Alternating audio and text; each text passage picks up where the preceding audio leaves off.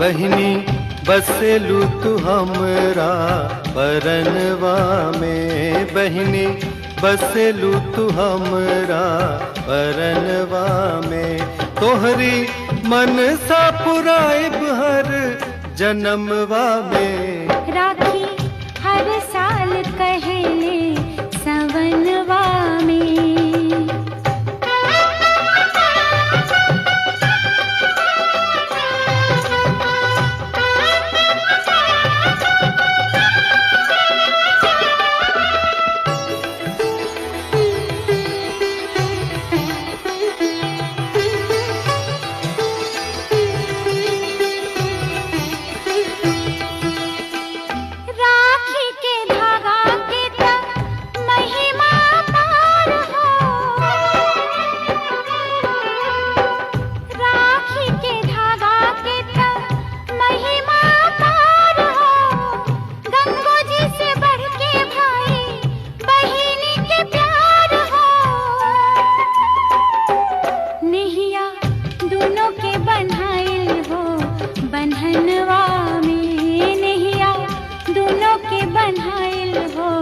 बंधनवा में देखा टूटे नहीं कबा सपनवा में, राखी हर साल कहले सवनवा में।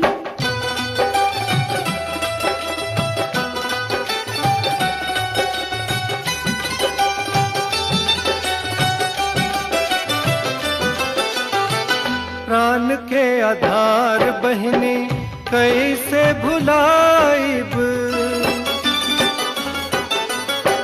प्राण के आधार बहिनी कैसे भुलाइब। अगलो जन्मवा में भाई बन के आइब। बाटे इहे विश्वास हमरा मनवा में, बाटे इहे विश्वास हमरा मनवा में। राखी जुगे जुग बनबू तू सवनवा में, बहनी बसेलू तू हमरा परनवा में।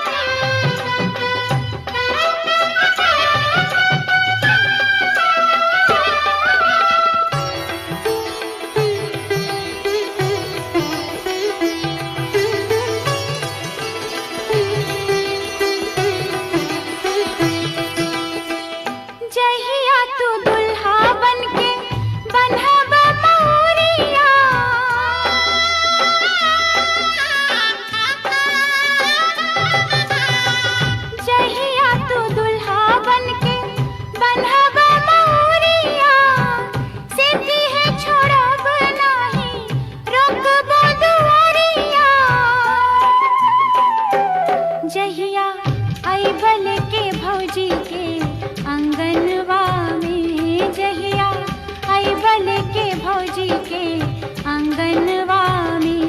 नेग देके जाए पैबे तू पवनवा में, राखी हर साल कहले सवनवा में।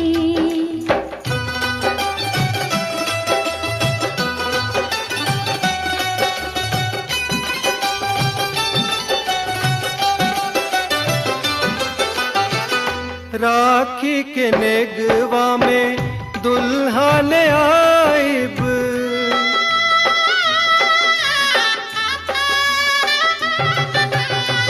राखी के नेगवा में दुल्हा ले आइब। अपने ही हाथे हम तोह के सजाइब। हीरा मोती जड़वाइब हो कंगनवा में, हीरा मोती जड़वाइब हो कंगनवा में। भेजब चांदी के डोली में गवनवा में, बहिनी बसेलू तू हमरा परनवा में।